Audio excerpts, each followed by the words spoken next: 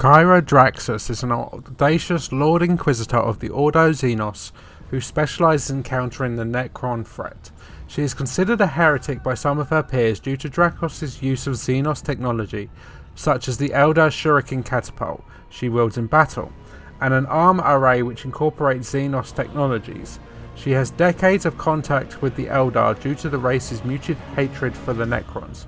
The aliens help tutor her in the art of technology and psychic ability. The Inquisitor Lord is aided by her faithful Wycas familiar Shang.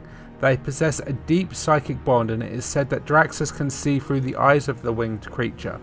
During the Psychic Awakening, the Inquisitor Lord allied with the heretical Battle Sister Ethereal Stern and a Harlequin Kyria to combat a rising Necron threat against the Imperium.